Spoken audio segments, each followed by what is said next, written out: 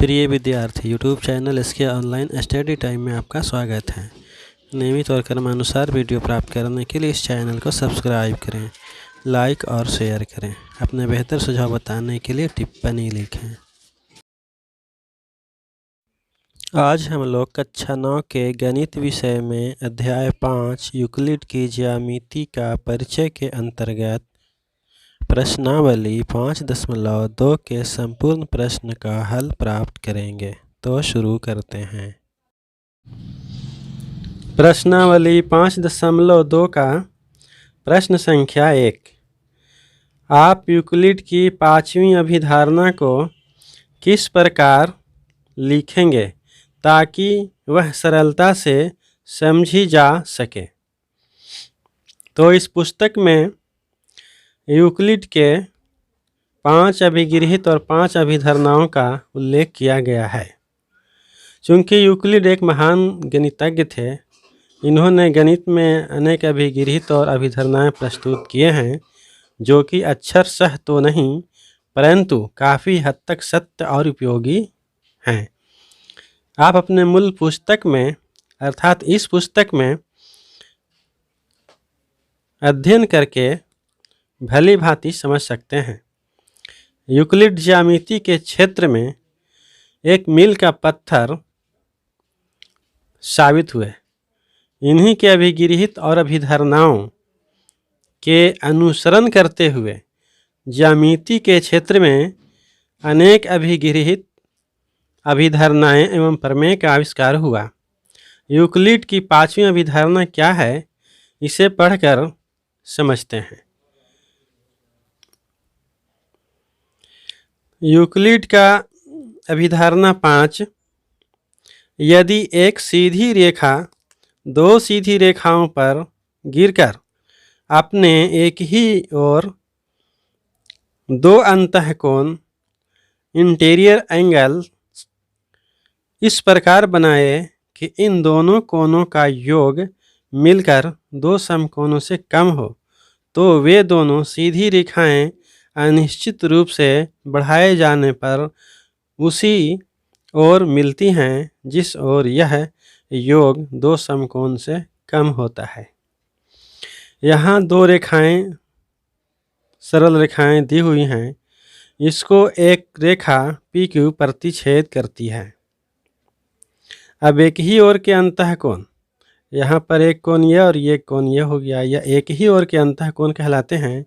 अब इन दोनों का योग यदि 180 डिग्री से कम होगा तो इस तरफ का जो रेखा है इसको जब आगे की तरफ बढ़ाएंगे तो किसी बिंदु पर आकर ये दोनों मिलते हैं।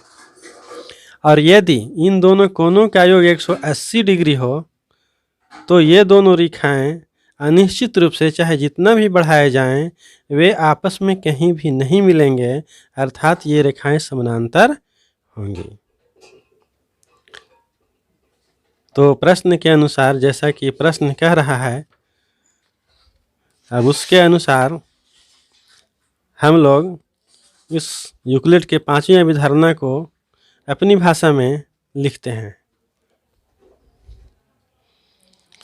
प्रश्न है, आप यूक्लिड की 5वीं अभिधारणा को किस प्रकार लिखेंगे ताकि वह सरलता से समझी जा सके। तो लिखते हैं कि यूक्लिड के 5वीं अभिधारणा को आंसर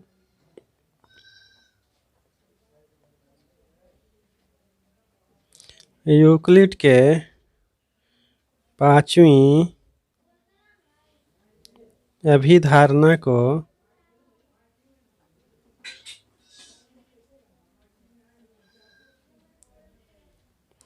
अपने शब्दानुसार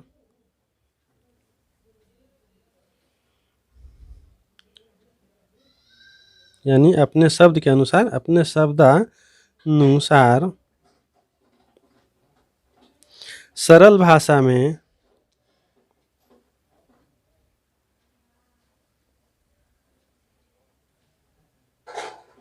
लिखने का प्रयास करते हैं। लिखने का प्रयास करते हैं जो निम्नलिखित है।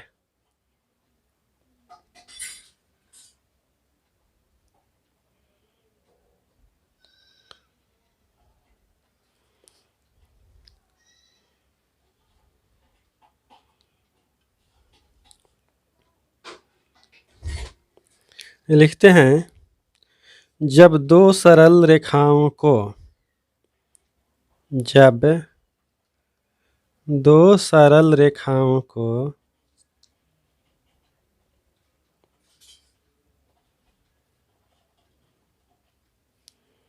तीसरी रेखा प्रतिच्छेद करती है, कोई तीसरी सरल रेखा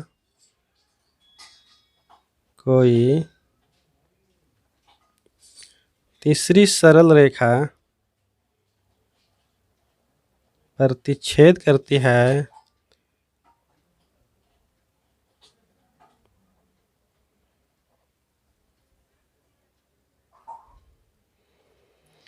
तो दो सरल रेखाओं को समानांतर माना जाएगा। प्रतिच्छेद करती है तो दो सरल रेखाओं को समांतर माना जाएगा।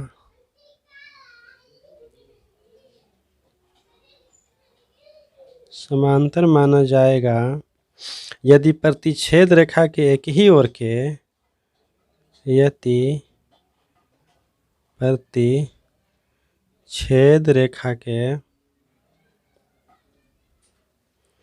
एक ही ओर के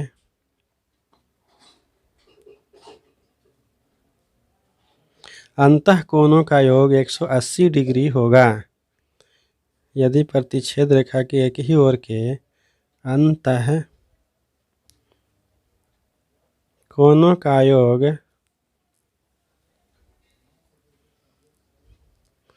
180 डिग्री होगा। ठीक है, अब आगे लिखते हैं या दोनों सरल रेखाएं उस ओर मिलेंगी जिस ओर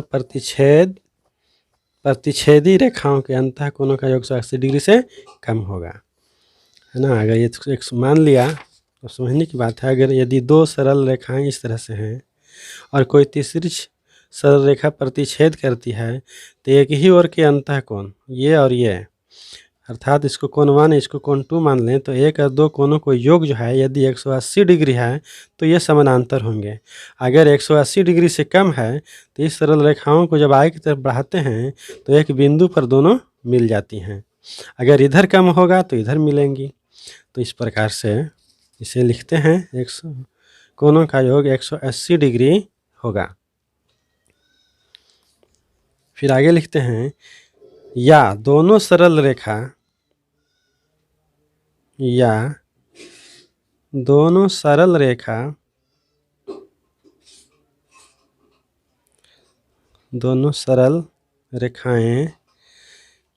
उस ओर मिलेंगी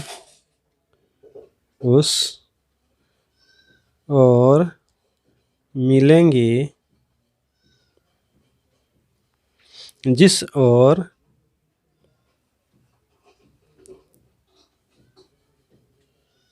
प्रतिच्छेदी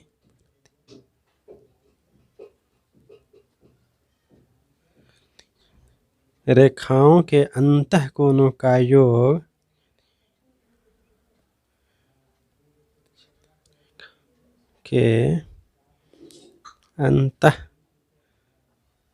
कोणों का योग 180 डिग्री से कम होगा।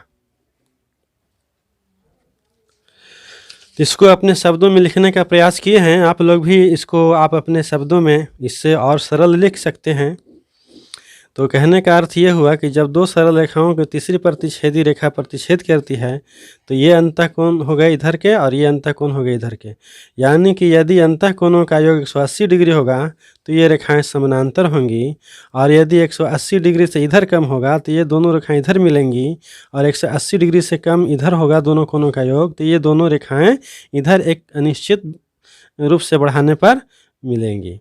तो इस प्रकार से यूक्लिड के 5वीं अभिधारणा जो है इस कल्पना को व्यक्त करता है।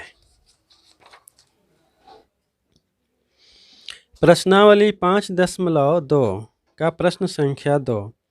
क्या यूक्लिड की पांचवी अभिधारणा से समांतर रेखाओं के अस्तित्व का औचित्य निर्धारित होता है? स्पष्ट कीजिए। तो अभी हमने प्रश्न संख्या 1 में यूक्लिड के पांचवी अभिधारणा से संबंधित अपने शब्दों में लिखने का प्रयास किए, तो उससे स्पष्ट हुआ कि यूक्लिड की जो पांचवी अभिधारणा है वह समांतर रेखा और असमांतर रेखा दोनों को व्यक्त करता है। तो इसे हम लोग लिखते हैं कि यूक्लिड के अनुसार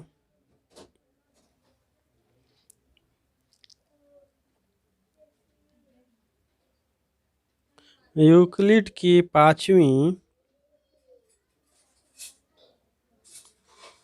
अभिधारणा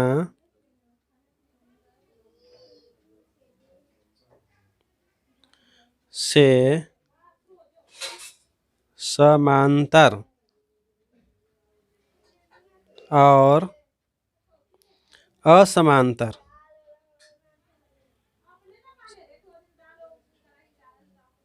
दोनों प्रकार के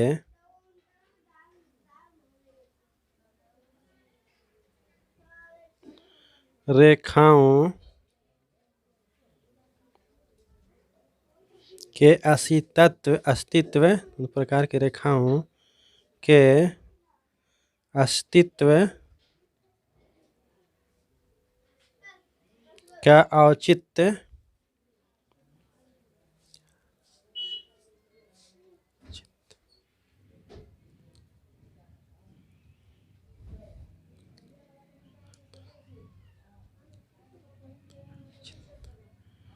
प्राप्त होता है या निर्धारित होता है।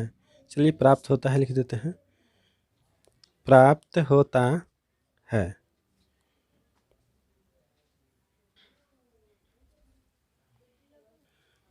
क्योंकि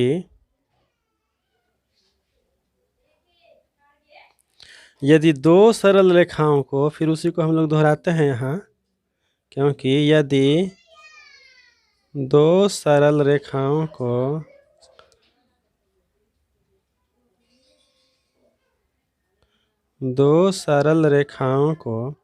कोई तीसरी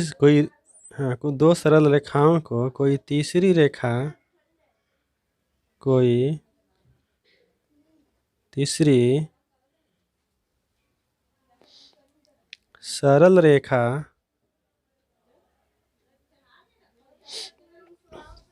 प्रतिच्छेदित करती है या प्रतिच्छेद करती है, प्रतिच्छेद करती है,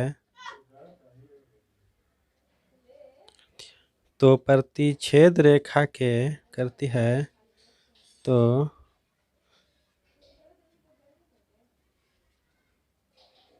प्रतिच्छेद रेखा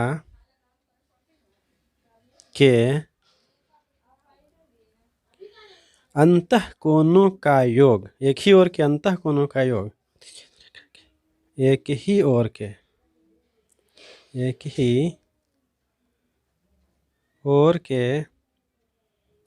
अंतःकोणों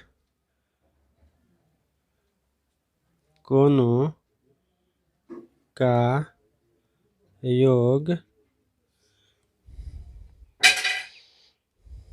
180 डिग्री रहने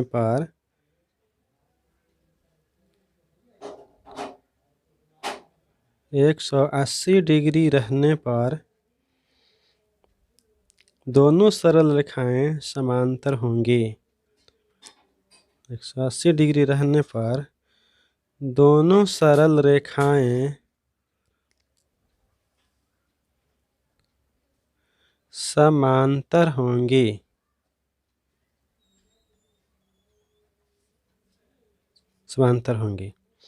जब दोनों एक ही ओर के प्रतिच्छेदित रेखा के एक ही ओर के अंतःकोण का योग यदि 180 डिग्री रहता है तो दोनों रेखाएं समांतर होंगी और यदि आगे लिखते हैं कि यदि प्रतिच्छेदी रेखा के यदि प्रतिच्छेदी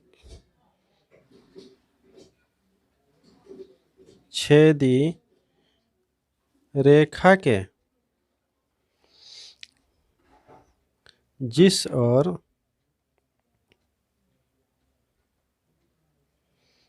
अंतःकोणों का योग जिस ओर अंतःकोणों का योग 180 डिग्री से कम होगा,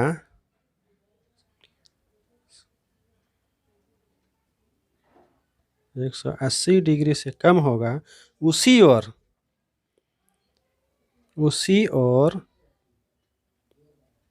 सरल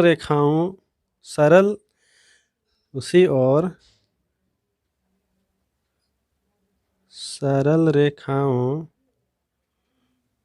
को अनिश्चित रूप से बढ़ाने पर निश्चित रूप से बढ़ाने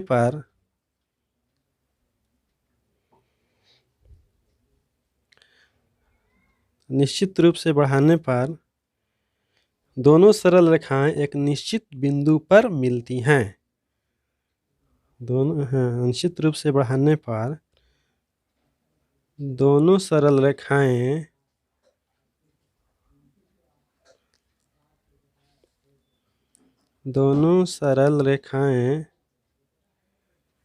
एक बिंदु पर मिलती हैं।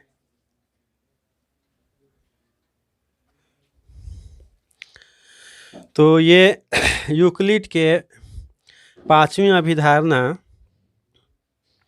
का व्याख्या हम लोग किए कि दो सरल रेखाएं समानांतर होंगी, यदि कोई तीसरी रेखा इन्हें प्रतिच्छेदित करते हैं तो प्रतिच्छेदी रेखा के एक ही ओर के अंतःकोणों का योग जब 180 डिग्री होगा तो दोनों सरल रेखाएं समानांतर होंगी, और यदि जिस ओर 180 डिग्री से अंतःकोणों का योग कम होगा उसी ओर दोनों रेखाओं को यदि अनिश्चित रूप से बढ़ाई जाती है तो कहीं न कहीं एक बिंदु पर दोनों मिलेंगी।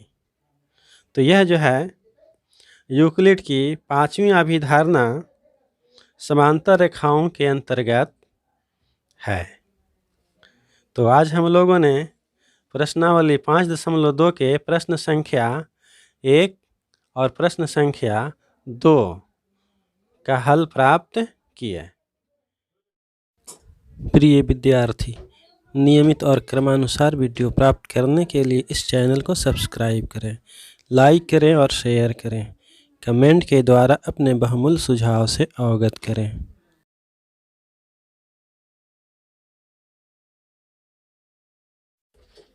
आज के संपूर्ण पृष्ठ का इमेज प्रस्तुत किया जा रहा है। विद्यार्थी इसका स्क्रीनशॉट लेकर सुरक्षित रख लें, जिससे नोट लिखने और समझने में आसानी हो सके।